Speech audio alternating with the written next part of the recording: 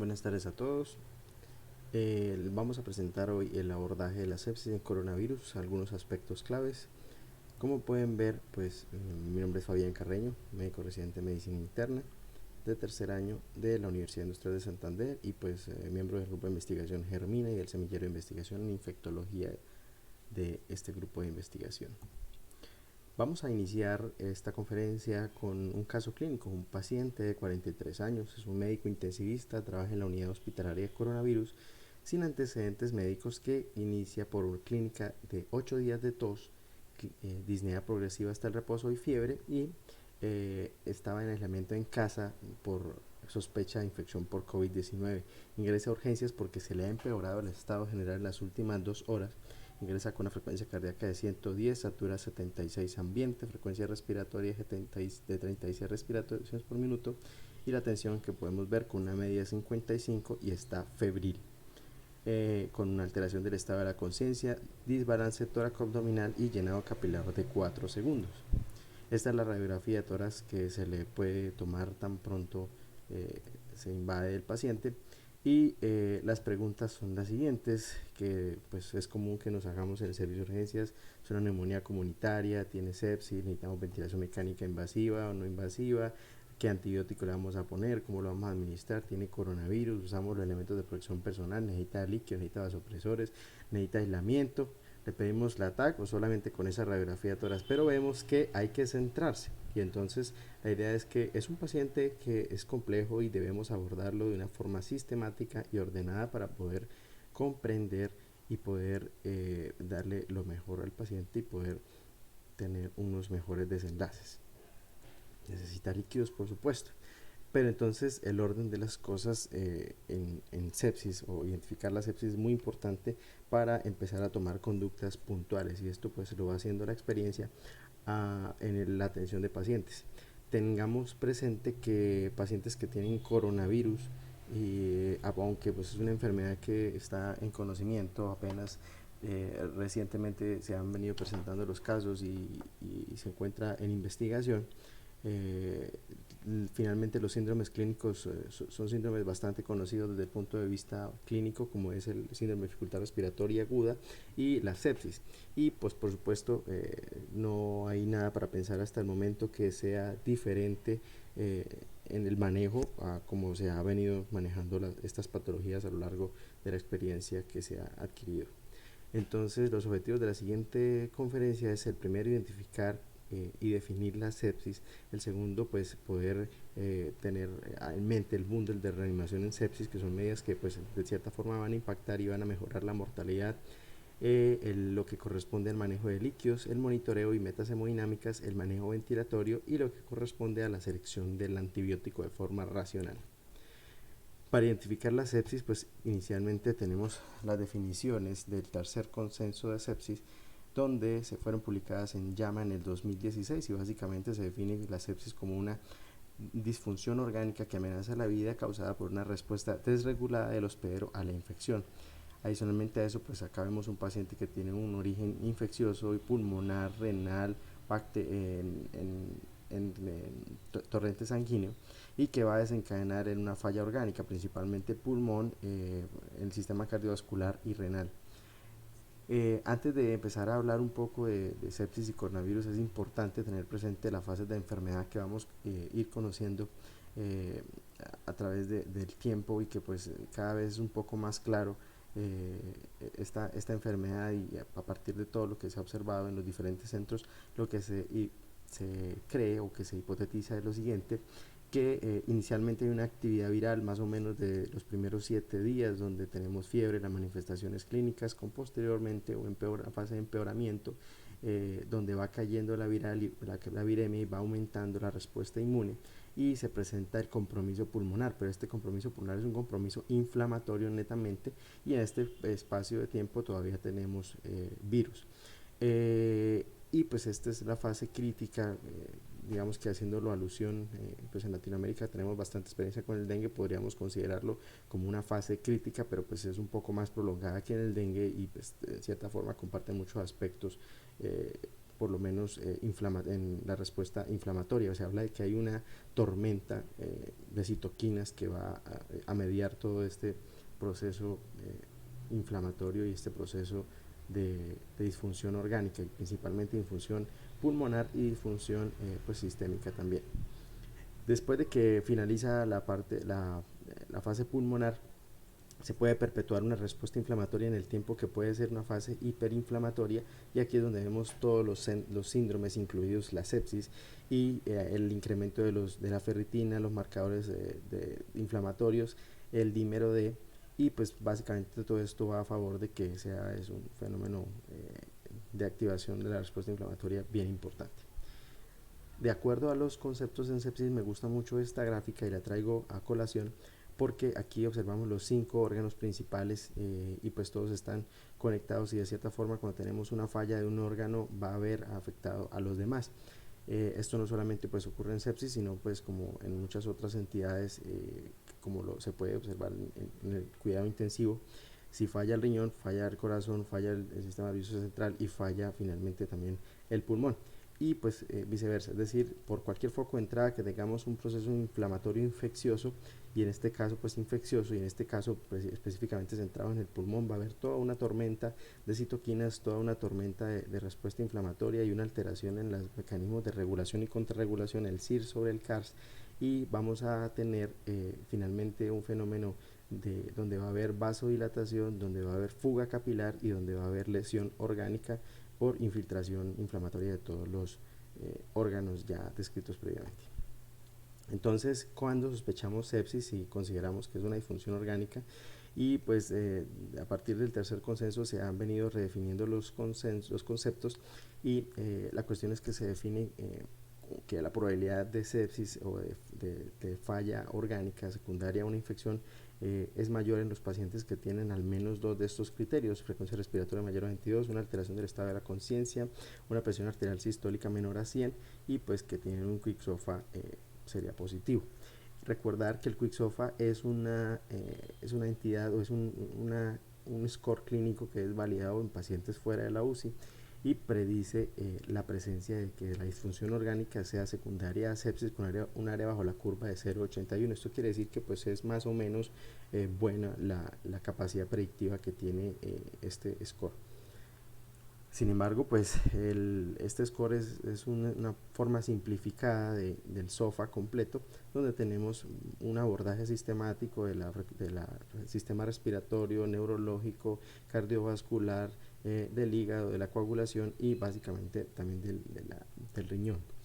Si tiene más de 2 puntos, se predice la muerte en más del 10%. Entonces, esta es la utilidad, por lo menos en sepsis, de esta escala, o de uso de esta escala. Esta escala pues es validada en pacientes en cuidado intensivo, básicamente. Y aquí tenemos la escala completa, que pues básicamente cualquier aplicación que podamos tener a la mano clínica puede ayudarnos a poder hacerlo fácilmente a la cabecera del paciente. No es necesario aprenderse, pero básicamente, ¿qué se necesita para calcular el SOFA? Se necesitan o unos gases arteriales, o por lo menos tener una pulsoximetría y calcularle el SAFI, tener por lo menos un cuadro hemático, las pruebas de función hepática solamente es necesario las bilirrubinas, evaluar la tensión arterial a lo largo del tiempo y el requerimiento de vasopresores, la escala de coma de Glasgow y la creatinina o el gasto urinario. Entonces, ¿cómo se van a aplicar el QuickSOFA y el SOFA? Básicamente, en los pacientes que tengan un QuickSOFA positivo más de 2 puntos, se deben hacer el SOFA completo y evaluar. Si el SOFA completo es más de 2 puntos, definitivamente estamos seguros que el paciente tiene sepsis. Sin embargo, pues si el QuickSOFA es negativo y el clínico sospecha que este paciente está séptico, posiblemente sí debería hacer un abordaje con el SOFA completo y evaluar si tiene algún otro criterio de disfunción orgánica. Tener en cuenta que pues todo lo que corresponde a estos scores, el SOFA y el QuickSOFA, pues han sido bastante controvertidos en la literatura, pero es lo que tenemos a mano, y los consensos, o por lo menos la campaña Sobreviviendo a la Sepsis, es lo que lo recomienda, y pues ha tenido una adherencia importante en el manejo de los pacientes con sepsis. Así que de todas formas, a estas alturas es la mejor evidencia de la cual disponemos, y pues nos va a identificar muchos pacientes que sí en efecto ya están en disfunción orgánica, de pronto los identifica un poco más tarde y eso es como la crítica, pero estamos de acuerdo en que si hay disfunción orgánica, hay una infección y en este caso pues una fase inflamatoria del coronavirus, de la infección por coronavirus, hablamos de que en efecto podríamos tener sepsis. Bueno, después de identificar al paciente con sepsis, debemos definir si el paciente tiene choque séptico. Y básicamente aquí están los dos criterios de choque séptico. Entonces, ¿cuáles son los dos criterios de choque séptico? Que tenga un lactato mayor a 2 milimoles por litro o 18 miligramos por decilitro, depende de los valores de referencia de cada laboratorio, si se reportan en milimoles o en miligramos, y para la tensión arterial media menor a 65 o que se requiera el uso de vasopresores para mantener estas tensiones arteriales medias. Recordar que si existe esta condición, la mortalidad excede el 40%. Ya hablamos que si hay un quick SOFA por encima de 2 o un SOFA por encima de 2 puntos, hay una mortalidad mayor al 10%, y si ya tiene choque la mortalidad excede el 40%, lo cual quiere decir que definitivamente debemos actuar tempranamente y centrados en unas metas específicas que vamos a ir discutiendo a lo largo de la charla. Bueno, en cuanto al bundle de reanimación en sepsis, el bundle es una medida que se recomienda como de buena práctica, y tenemos estos 5 pasos que se han venido recomendando en la campaña de sobreviviendo a la sepsis, de las actividades que se deben desarrollar en la primera hora en la resucitación de un paciente que llega a urgencias por sepsis y que pues obviamente está trasladado a la unidad de cuidado intensivo. Como primera medida se recomienda siempre medir los gases arteriales para evaluar el nivel de lactato, no solamente recordar que, como lo mencionábamos, la tensión arterial media por debajo de 65 del requerimiento de vasopresores es un criterio de choque, sino el lactato elevado también es un criterio de choque. La obtención de cultivos antes de administrar los antibióticos, aunque pues no es un sine qua non para no decir que se van a administrar los antibióticos tempranamente, administrar los antibióticos de acuerdo al espectro antibiótico del germen sospechado, iniciar la reanimación hídrica de 30 gc por kilo si hay hipotensión o un lactato mayor a 4, y aplicar vasopresores si hay hipotensión a pesar de la resucitación inicial. Sin embargo, aquí estos dos puntos, el 4 y el 5, son los que vamos a controvertir, o es lo que se ha venido discutiendo en la literatura respecto al manejo en pacientes que no tienen coronavirus, y a los pacientes que obviamente tienen coronavirus se hacen ciertas salvedades específicamente en lo que es manejo de líquidos, porque recordemos que es un problema pulmonar y existe el síndrome de dificultad respiratoria aguda que va a alterar toda la permeabilidad capilar pulmonar y puede llevar a empeorar la función respiratoria. Aquí están las recomendaciones. Vemos que lo único que tiene un alto grado de recomendación, una recomendación fuerte, es la administración de antibióticos, los bolos de líquidos y los vasopresores. Sin embargo, miremos que la calidad de la evidencia es baja, ¿sí? Y lo de los cultivos pues es un punto de buena práctica, pero pues digamos que es lo que se hace y son puntos de buena práctica clínica realizarlos. Vamos a discutir que definitivamente los bolos por regla general, así el paciente esté hipotenso, tenga un lactato de 4, deberían individualizarse, especialmente en los pacientes que vamos a manejar con coronavirus. Entonces, ¿qué aspectos se deben tener en cuenta en la reanimación en sepsis para COVID-19? Principalmente que el manejo de líquidos debe ser guiado por parámetros dinámicos. Definitivamente, pues en el cuidado intensivo se describen que existen las ventanas para evaluar la perfusión, y de estas ventanas tenemos la piel, el llenado capilar, el lactato sérico, el gasto urinario, el estado de conciencia, y pues se deben tener en cuenta para el manejo de líquidos también medidas dinámicas por sobre estáticas, y dentro de las dinámicas como el test de elevación de piernas o la respuesta a bolo de líquidos.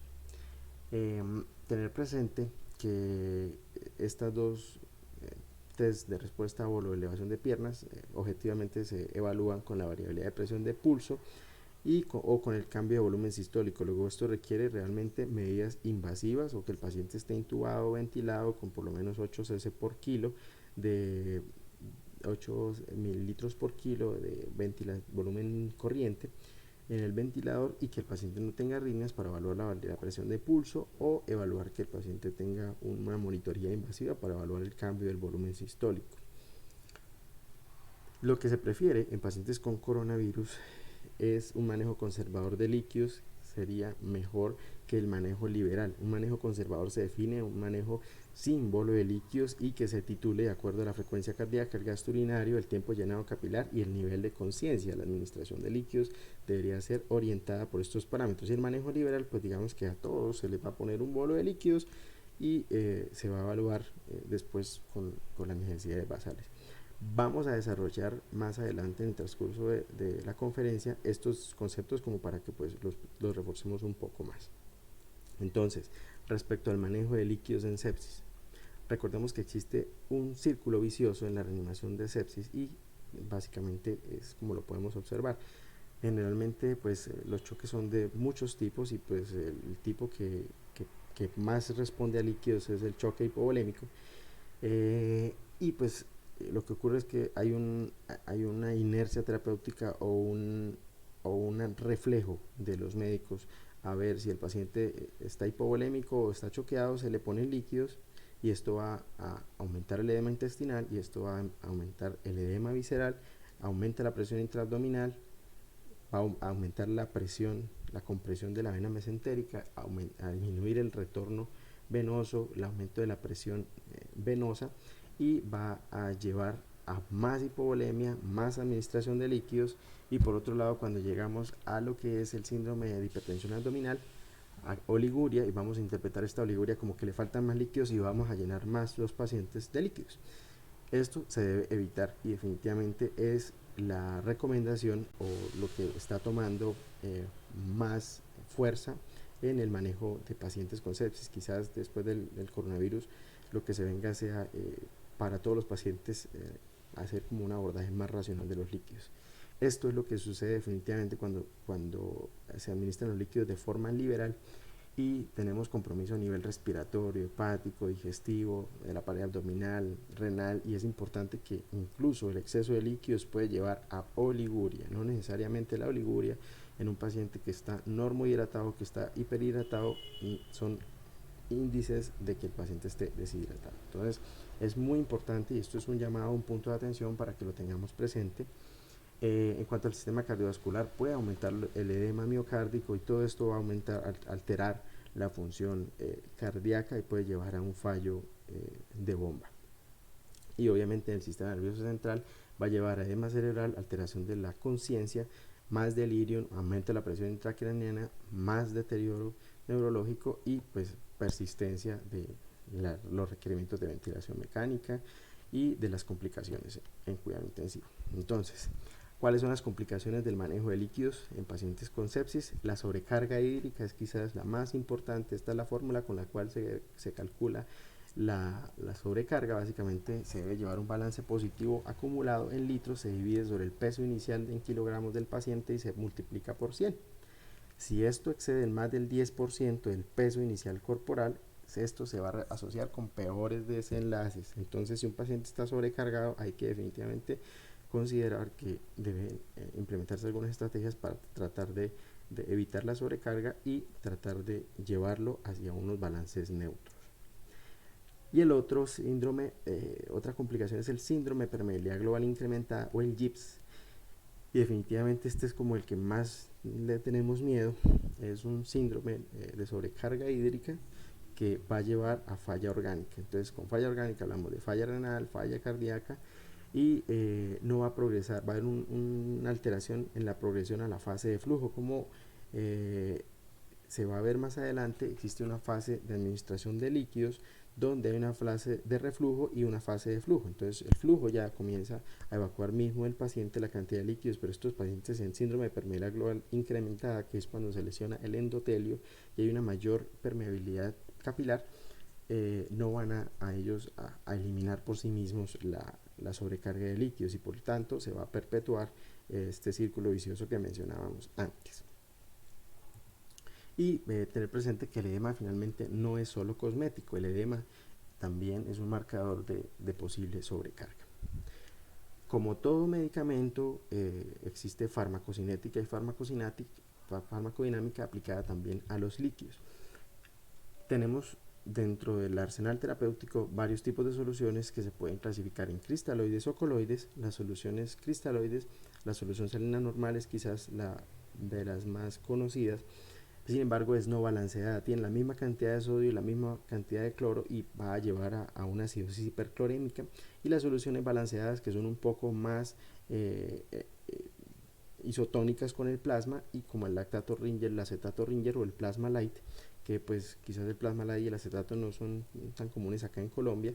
Los que más conocemos es quizás el lactato Ringer, y los coloides como la albúmina, la gelatina, los almidones, los destranos, pues por regla general no están recomendados. Quizás la albúmina tiene alguna cabida en el manejo de cuidado intensivo, pero por norma, por costo efectividad, pues no es la primera línea para reanimar a los pacientes. Entonces tenemos cristaloides, y a los cristaloides preferimos el lactato Ringer.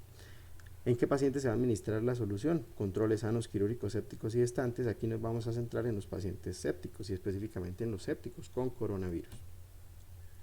Entonces, ¿cuál sería la dosis y la posología adecuada? Principalmente, pues se pueden tener administración de líquidos en bolos o en mantenimiento, y estas son como el volumen total diario o las necesidades basales de líquidos entre 25 y 30 cc por kilo día, los basales de potasio en 1 miliequivalente kilo día, y los basales de sodio de 1 a 1.5 miliequivalentes día, y los basales de glucosa o dextrosa de 1.4 a 1.6 gramos por kilogramo día. Las indicaciones de los líquidos: resucitación, mantenimiento, reemplazo o nutrición. Y bueno, quería mostrarles estas gráficas para que tengamos presente en nuestra mente o el concepto del bolo de líquidos. ¿Qué sucede en el espacio intravascular cuando se administra una carga de líquidos? Y pues lo que tenemos es lo siguiente: si administramos 2 litros de acetato de Ringer, en este caso de simulación, a un paciente adulto de 80 kilogramos de peso, dependiendo si el paciente está hipovolémico, está en inducción anestésica, está en un procedimiento quirúrgico o es un voluntario. Se administran 60 minutos el bolo, y vemos que hay en los pacientes que tienen choque hipovolémico un aumento significativo, aproximadamente de hasta 1600 mililitros de la expansión vascular. Lo que quiere decir que si le administramos 2000, casi que los 2 o 3 cuartas partes de lo administrado van a ir al espacio intravascular dentro de los 60 minutos. Sin embargo, vemos que con el tiempo, después de los 90 minutos, ya lo que hay en el espacio intravascular quizás sería la mitad o menos de la mitad, del 50% en pacientes que tienen choque hipovolémico, y a lo largo del tiempo pues va a ir disminuyendo la cantidad de líquidos que van a estar en el espacio intravascular, lo cual nos hace pensar que si un paciente está en un choque, los líquidos, los bolos de líquidos solamente van a mejorar transitoriamente la volemia, ¿sí? No van a ser una medida que va a perpetuarse en el tiempo para mantener la volemia y el tono vascular. Entonces, ya de entrada debemos pensar que si un paciente está muy choqueado, requiere de entrada, pues, aparte de la reanimación con líquidos, si es el caso, si está depletado de volumen, darle un adecuado manejo con soporte vasopresor, porque eso sí va a ser más constante en el tiempo y se puede titular. ¿Qué sucede cuando se hace expansión plasmática? Si se administra dextrosa, cristaloides o coloides, los coloides pues tienen una mayor volumen intravascular y mayor duración en el tiempo que los cristaloides, pero finalmente también todos los coloides van después de un tiempo a hacer una distribución periférica y una eliminación, entonces tampoco son persistentes en el tiempo. Los cristaloides son los que pues se describe más o menos que después de la primera hora en un bolo de líquidos, solamente la tercera parte de lo administrado está en el espacio intravascular, o sea, aproximadamente 300 mililitros. Y aquí, ¿qué sucede en el tiempo cuando se administra bolos en 30 minutos, en 60 minutos o en 180 minutos? Y si se ponen en las líneas continuas coloides versus cristaloides en las líneas discontinuas, y vemos que si tempranamente se administra un bolo muy rápido, pues va a aumentar el espacio intravascular, y esto es especialmente importante en pacientes que tienen falla cardíaca, que tienen enfermedad renal y que son más sensibles a los líquidos, porque podemos llevarlos rápidamente a un deterioro de la función cardiovascular, alterando todo lo que es la función ventricular y la inotropía. Mientras que si se administra un poco más prolongado, es un poco más predecible la presencia del espacio intravascular. Esto es una simulación cuando se administra 1 litro de acetato Ringer. Y entonces aquí vemos las fases de la terapia con líquidos en sepsis. Tenemos una fase de reanimación, una fase de optimización, una fase de optimización, de estabilización y una fase de evacuación. Tenemos inicialmente una fase de reflujo y posteriormente, después de días a semanas, una fase de flujo donde nuevamente vuelve a eliminarse o el balance hídrico vuelve a ser negativo. Y aquí a lo largo del tiempo observa cómo ocurre la falla orgánica de acuerdo a las fases de administración de líquidos. En la fase de reanimación inicialmente hay falla orgánica, se va reduciendo en la medida que vamos hidratando a los pacientes, pero en la fase de estabilización y en la fase de evacuación vuelve a haber un pico de falla orgánica, lo cual pues nos hace pensar que la administración de líquidos en estas fases quizás tardías de días a semanas debe ser un poco más concientizada y un poco más racionalizada. ¿Por qué? Porque se puede aumentar también el riesgo de no flujo y el síndrome de permeabilidad global incrementada, como ya se ha mencionado. En la fase de reanimación, para pacientes que tienen SDRA y falla cardíaca y para pacientes que en este contexto tienen infección por COVID-19, se recomienda un manejo de líquidos que debe ser guiado por parámetros dinámicos, es decir, predecir si el paciente realmente es candidato a administrar líquidos. Entonces básicamente se pueden evaluar los test de respuesta a líquidos si están presentes, o si el paciente tiene una línea arterial y está ventilado, con el test de elevación de piernas, evaluar el cambio en el gasto cardíaco, el volumen sistólico, la variabilidad de la presión de pulso, si es más del 13%, o si hay una respuesta a bolo de líquidos de aproximadamente entre 500 y 1000 cc, o por lo menos un bolo entre 4 mililitros kilo, que para un paciente más o menos de 70 a 80 kilos serían entre 300 y 500 mililitros. Tener presente que los pacientes críticos, el 50% van a responder a bolos de líquidos y el otro 50% pues obviamente no van a responder. La fase de optimización ocurre después de horas de la reanimación, y pues aquí el riesgo es que ocurra una acumulación refleja de los líquidos, y pues si se va a acumular toda esta gran cantidad de líquidos es porque va a ser un reflejo indirecto de todo lo que fue o toda la gravedad de la enfermedad que tuvo el paciente. Se tuvieron que administrar una gran cantidad de líquidos, pero hay que tener presente cuándo vamos a suspender la terapia con líquidos para evitar la sobrecarga hídrica. ¿Y qué se recomienda? Hacer índices de respuesta a líquidos, lo mismo, el test de elevación de piernas o medir la variabilidad de la presión de pulso, suspender esta administración de líquidos cuando los índices sean negativos, y tener siempre presente que los pacientes que tienen sepsis abdominal pues obviamente van a tener más requerimientos de líquidos que los pacientes que tienen una sepsis pulmonar, y en este contexto estamos hablando pacientes que tienen un SDRA por una neumonía grave en relación con una infección por SARS-CoV-2 en un COVID-19, pues va a tener un menor requerimiento de líquidos, y hay que ser un poco más restrictivos, y por eso las guías van hacia hacer más bien un abordaje racional de los líquidos en estos pacientes, porque pueden empeorar el estado respiratorio.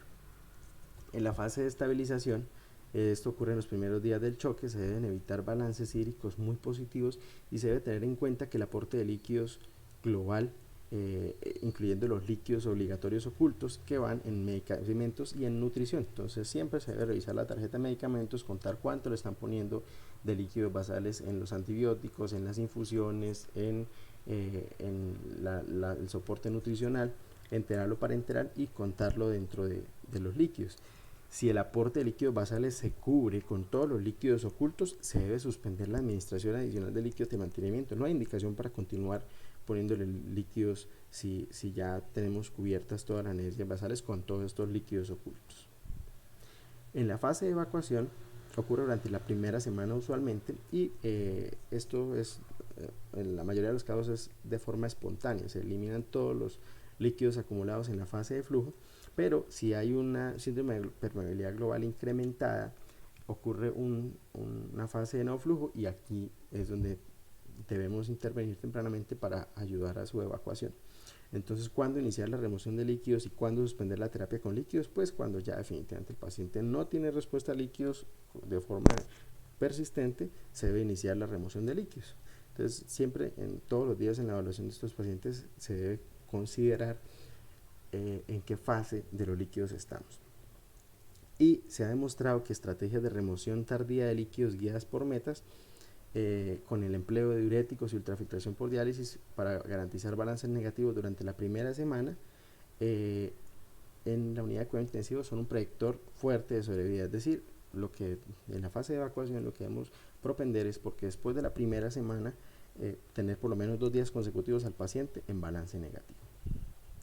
Entonces aquí algunas recomendaciones que se hace de la campaña Sobreviviendo a la Sepsis para el manejo de líquidos. Si el paciente tiene neumonía o lesión pulmonar aguda y requerimientos altos de oxígeno, si está intubado, pues yo recomiendo que darle el bolo de 30 cc por kilo, que si el paciente no está intubado pero no tiene oxígeno alto flujo, y el paciente no está en diálisis, pues se debería administrar una rápida infusión de cristaloides. Y si el paciente está en enfermedad renal crónica o con falla cardíaca, pues se debe tener presente que se deben administrar con cuidado todos los líquidos.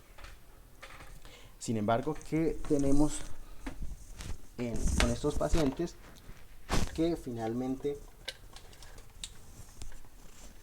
depende.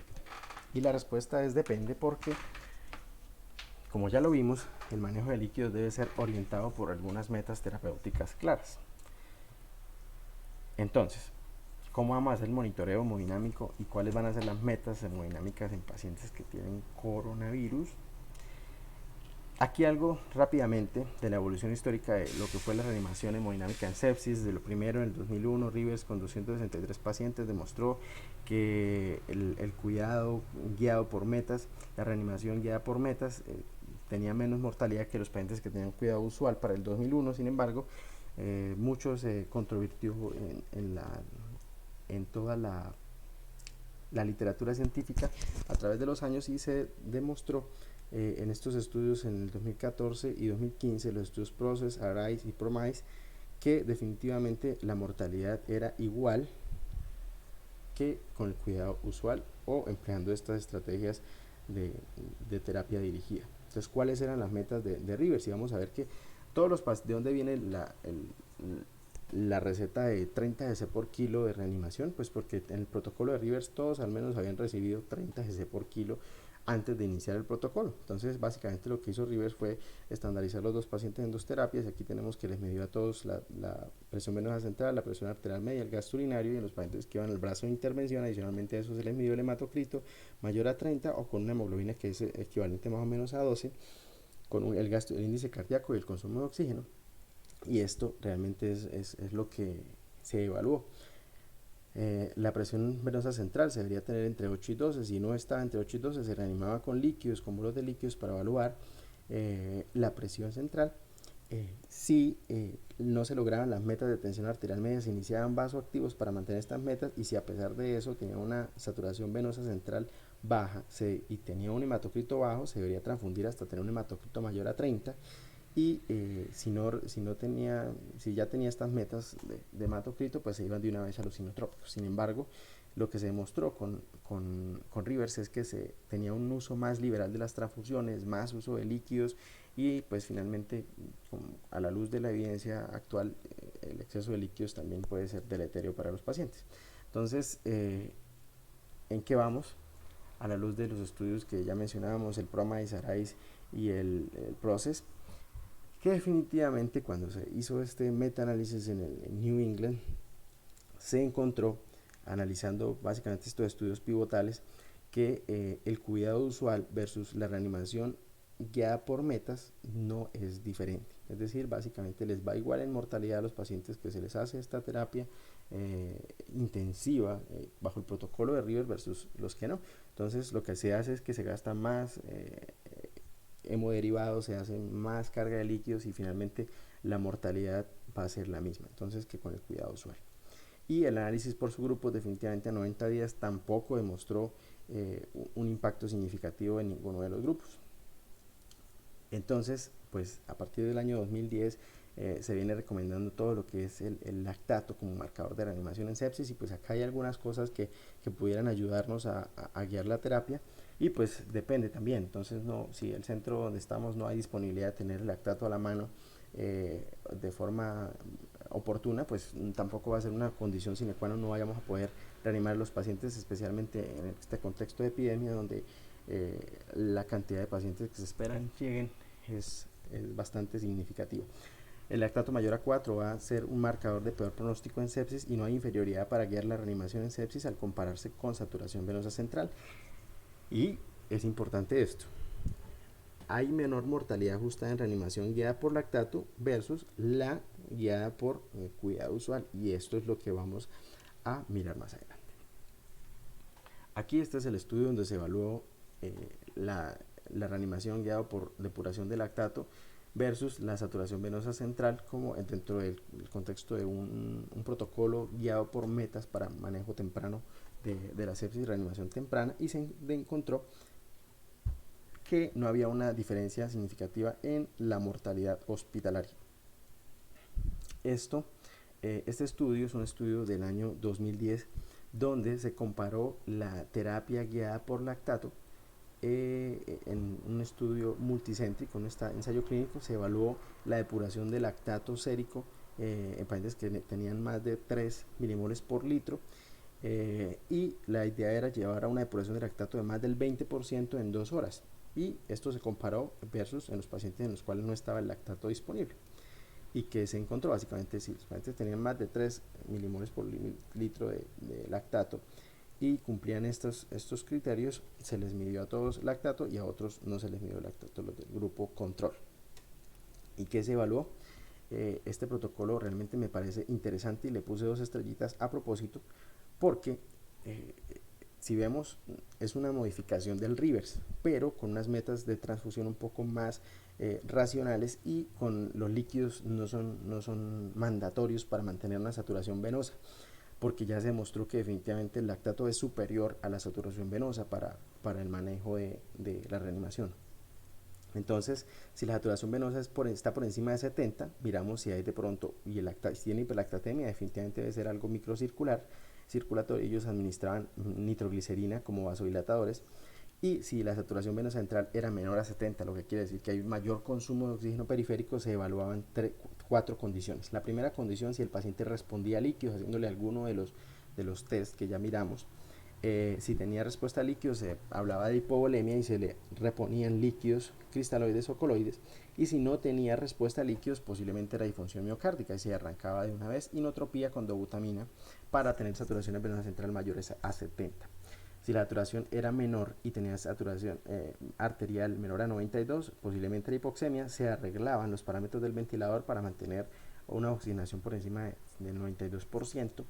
Si la hemoglobina era menor a 7, se transfundía. Tenganemos en cuenta que la hemoglobina es menor a 7, a no ser que si el paciente tuviera documentada isquemia miocárdica, que las metas de hemoglobina deberían ser de 10.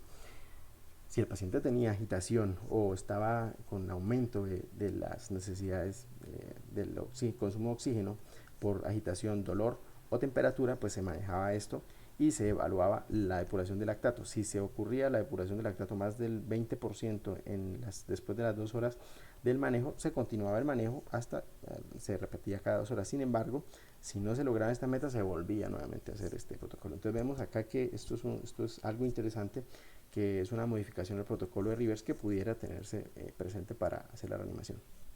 Y definitivamente pues les fue mejor a los pacientes que tenían lactato versus los que no, en mortalidad hospitalaria y en mortalidad en cuidado intensivo. Aquí tenemos los hazard ratio. Esta es la sobrevida de los pacientes reanimados con grupo lactato. Viven más aquellos que fueron reanimados con lactato, guiados por lactato, versus el grupo control. Y entonces, ¿en qué vamos? Básicamente este fue un metaanálisis que evaluó todos estos estudios que habían evaluado depuración de lactato versus control, y vemos que acá realmente esto es muy heterogéneo: 10% en 6 horas, 10% en 6 horas, por acá vemos el 30% en 6 horas, 50% en 6 horas, demás.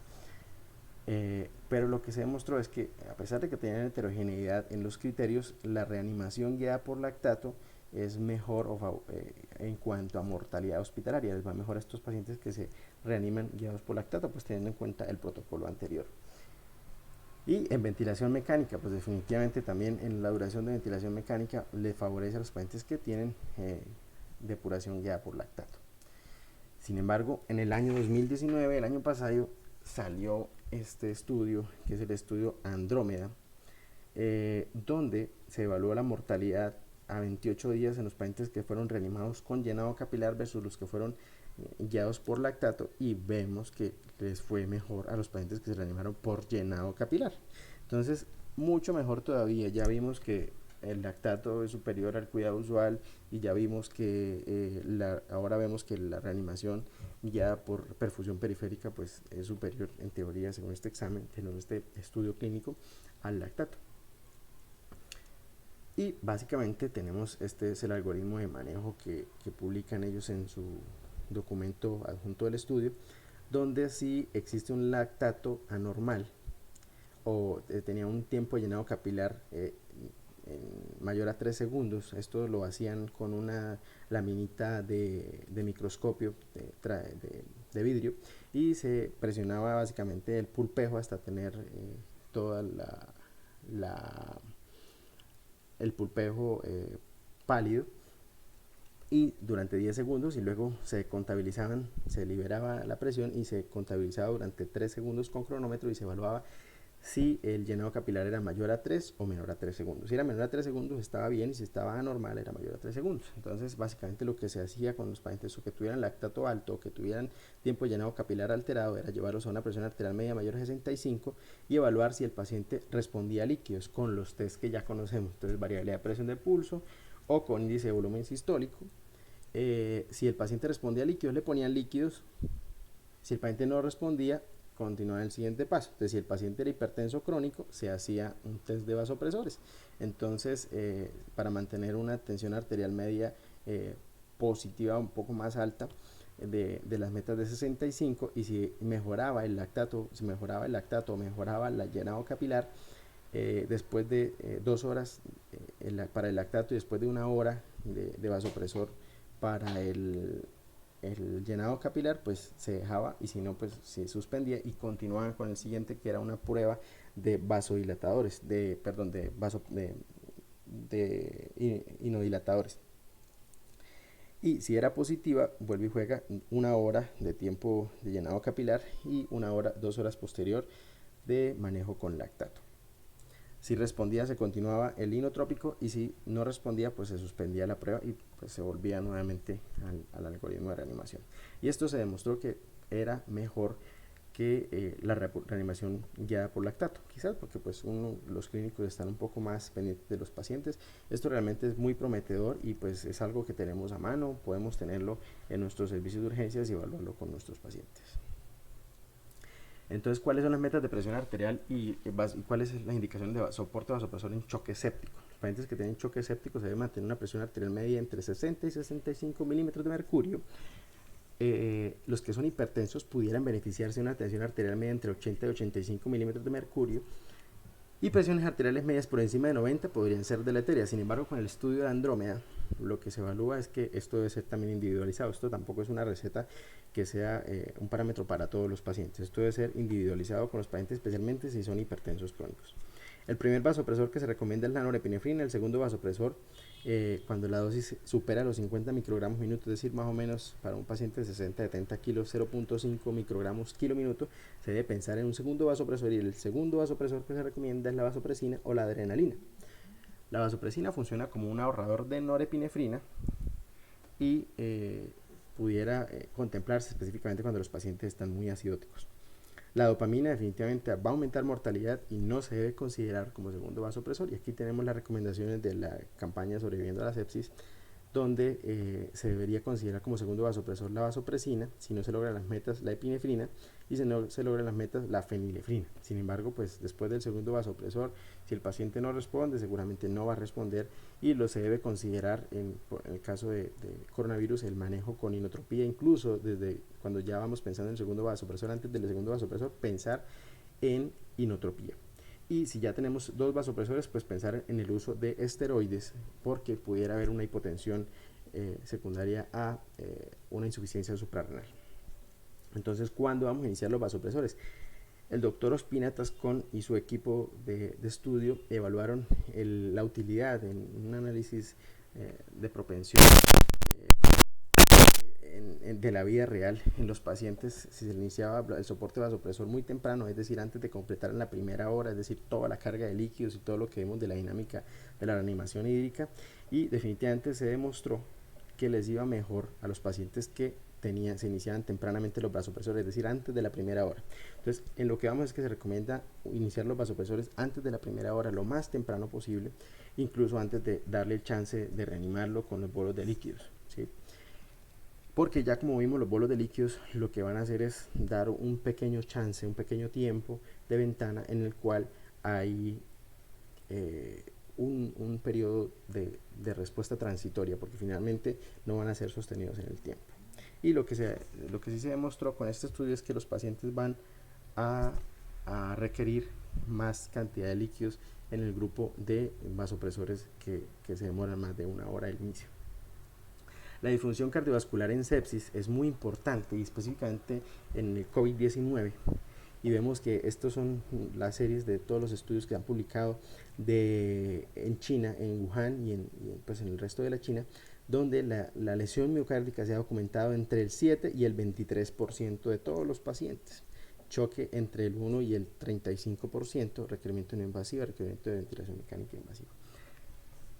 Ante esta lesión miocárdica, que es bien importante, hasta en la cuarta parte de pacientes que van a hacer lesión miocárdica, pues hay un sustento fisiopatológico para recomendar tempranamente el uso de inotropía, y lo que es la campaña Sobreviviendo a la Sepsis recomienda el inicio de dobutamina en choque. Se debe adicionar la dobutamina como una estrategia que va a aumentar, una mejor estrategia que aumentar la norepinefrina, y esto es especialmente importante en los pacientes que ya tenemos documentada la disfunción cardíaca. Sin embargo, no es claro cómo documentar la disfunción cardíaca, cuáles son los criterios para considerarlo, pero pudiera intuirse que si tiene un ecocardiograma alterado o si tiene troponina elevada, pudiera uno considerar que tiene algo de injuria miocárdica, bien sea por un criterio bioquímico o que sea por un criterio ecográfico.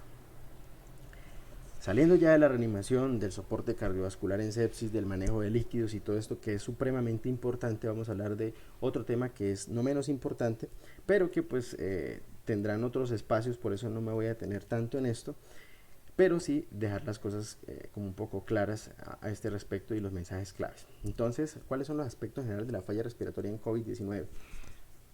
Hay una prevalencia de falla ventilatoria entre el 14 y el 19% de los pacientes. Estos pacientes van a requerir oxigenoterapia, y el 5% de estos pacientes van a requerir manejo en cuidado intensivo. En China, pues ellos cometieron, creo yo, un error, que fue usar la ventilación mecánica no invasiva, que se usó hasta en el 13%. Esto genera más aerosoles, y pues lo que se recomienda es evitar la ventilación no invasiva y evitar todos estas medidas de soporte, que lo que van a hacer es retardar la intubación y finalmente van a aumentar la producción de aerosoles y el riesgo para el personal de salud. Y la ventilación mecánica invasiva es del 2.3 hasta el 12%. ¿Cuáles son los factores de riesgo para SDRA en COVID-19? Principalmente mayores de 65 años, que estén febriles, con hipertensión arterial, antecedente de diabetes mellitus, si tenían linfocitos mayores a 1000, es decir, no tenían linfopenia, era un factor protector para no tener SDRA. Luego tuvimos que a la inversa sería un factor de riesgo. Si tenían unos neutrófilos por encima de 1000, por cada 1000 de neutrófilos, tienen un mayor riesgo de desarrollar SDRA, es decir, los pacientes que tienen más neutrofilia van a tener más SDRA, una ferritina mayor a 300 y una PCR mayor a 5. Entonces, lo que quiere decir es que estamos en una fase proinflamatoria, y nos recuerda un poco las fases o la gráfica inicial donde hablábamos de que es un estado hiperinflamatorio. Entonces, ¿qué se debe hacer en un paciente que tiene COVID-19 y que tiene hipoxia? Se debe definir la indicación de tu intubación endotraqueal, y pues hacerla incluso lo más temprano, lo más calmados, lo más programado posible, con todos los equipos de protección personal, que no sea una intubación de urgencia, sino que sea una intubación programada. Hacer la intubación tempranamente, que lo haga el experto en intubar, que en este caso pues se propone que lo hagan los expertos que son en vía aérea, como los anestesiólogos o los equipos de vía aérea difícil de cada institución. Se deben emplear los equipos de protección personal, que pues esto también tiene su espacio para discutirse y tendrá pues de pronto otro espacio en este tipo de reuniones. y se debe minimizar el tiempo de personas en el sitio donde se va a hacer la intubación. Se recomienda, si está disponible o si hay experiencia con esto, usar los videolaringoscopios. Si el paciente tolera el oxígeno suplementario, pues debe mantener una saturación entre 92 y 96% y se deben tener con medidas de control específicamente para evitar la dispersión de aerosoles. En algunos casos donde está disponible la cánula de alto flujo, esto realmente es controvertido. Algunos dicen que esto genera más aerosoles, otros que no, pero pudiera ser una alternativa, específicamente cuando no se usa a volúmenes tan altos, por debajo de 3 litros por minuto, pues no serían tan, tan generadores de aerosoles. Pero por regla general, por lo menos acá en nuestro centro, no se tiene disponible la cánula de alto flujo, y lo que tenemos planteado es que si estos pacientes tienen falla ventilatoria, pues van de una vez, se define la ventilación mecánica invasiva. Y lo otro, pues se debe monitorizar el paciente tempranamente en intervalos cortos, y específicamente si se le va a dar el chance con cánulas de alto flujo o otras maniobras.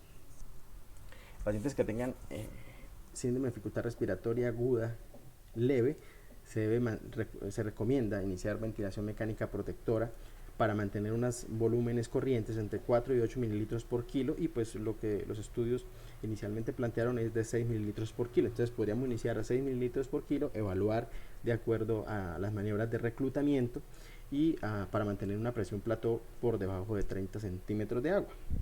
Se debería siempre en estos pacientes hacer una investigación para evaluar la sobreinfección bacteriana, iniciar los antibióticos cuando están indicados, y pues definitivamente tiene infección respiratoria aguda grave, tiene sospecha de coinfección con influenza, podría adicionarse el cubrimiento con oseltamivir e incluso el cubrimiento con vancomicina, o pues realmente el cubrimiento para gérmenes comunes en el contexto de una neumonía adquirida en la comunidad de acuerdo a las guías locales. La idea es mantener una saturación arterial entre 92 y 96%.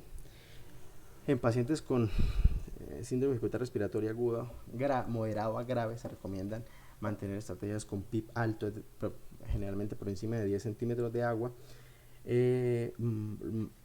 Pronar los pacientes cuando tienen indicación, específicamente cuando tienen una PAFI o una SAFI por debajo de 150, y considerar también la relajación neuromuscular, esto por 24 horas solamente para el acople, y la pronación de 12 a 16 horas máximo. Los esteroides, pues realmente también es un tema bastante controvertido, está en investigación. Algunos centros tienen un poco más de experiencia, específicamente en Europa y en Australia, en el uso de esteroides. Esto sí va a depender, son consideraciones de cada centro y de la experiencia de cada especialista. Y en pacientes que pues están en terapia de rescate, pues considerar pronarlos, considerar el ECMO tempranamente, venoso, y pues para esto depende de la utilidad o de la cercanía a centros que tengan ECMO. Para hablar de la selección del tratamiento antibiótico, hay que considerar lo mismo que para los líquidos, los aspectos farmacocinéticos y los aspectos farmacodinámicos. En aspectos farmacodinámicos debemos considerar primero el espectro antibiótico, la microbiología prevalente para el foco sospechado, los factores de riesgo para resistencia, y que sea un efecto bactericida por encima del efecto bacteriostático. En cuanto a los aspectos farmacocinéticos, la vía de administración, obviamente en estos casos se prefiere la vía endovenosa, no hay demostración de utilidad de antibióticos nebulizados. Se debe considerar el volumen de distribución de los antibióticos que vamos a emplear, la concentración en el foco, específicamente en pulmón y en sangre, y el metabolismo y su depuración y la vida media. La relación PK/PD, que aquellos que son betalactámicos, fosfomicina y nimesulid, son tiempo dependientes, los que son concentración dependientes como los aminoglicósidos, fluoroquinolonas o metronidazol, y aquellos que son dependientes de tiempo y concentración como la vancomicina, la tijicina, macrólidos y clindamicina. Que usemos más frecuentemente los betalactámicos. Entonces, por eso pues, estos se deben administrar con tiempos de infusión prolongados, específicamente de 4 horas o de 3 a 4 horas.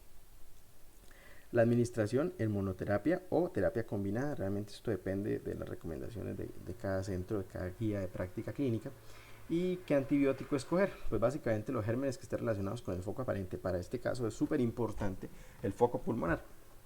Si el paciente viene del domicilio, si no tiene antecedentes de riesgo para infecciones por gérmenes BLE o Staphylococcus aureus meticilino resistente, como infección nosocomial en las últimas 48 horas, si el paciente ha ingresado en las últimas 48 horas al hospital o se encuentra hospitalizado, si tiene uso de antibióticos en los 3 meses previos, si ha tenido una infección por un germen resistente previo en los aislamientos hospitalarios, si tiene hospitalización reciente o ha estado institucionalizado en otro hospital en los últimos 6 meses, si tiene un cáncer metastásico, si tiene gram negativos resistentes como Pseudomonas aeruginosa, Cinetobacter baumannii o gérmenes gram positivos resistentes como el Staphylococcus aureus o el Enterococcus faecium.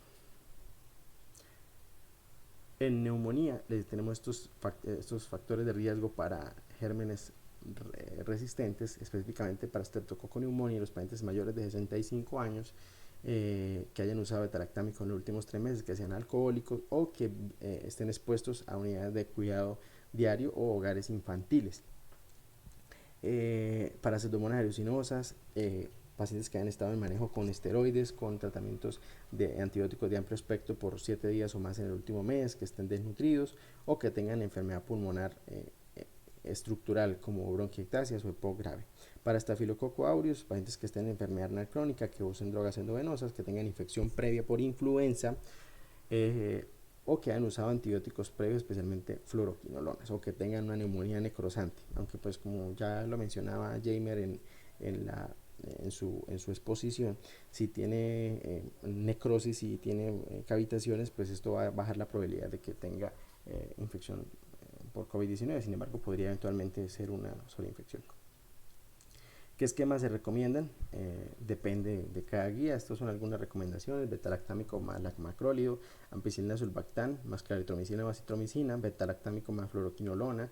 Sin embargo, en Latinoamérica, por la alta prevalencia que tenemos de tuberculosis acá en Colombia, pues nosotros no lo recomendamos como primera línea.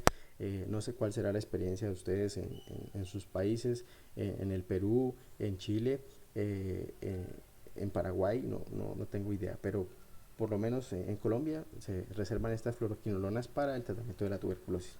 Si los factores de riesgo para Staphylococcus aureus meticilino resistente, la vancomicina a la dosis de carga recomendada y ajustada según los niveles, y es considerarse, como ya lo hemos mencionado, en coinfección por virus de influenza.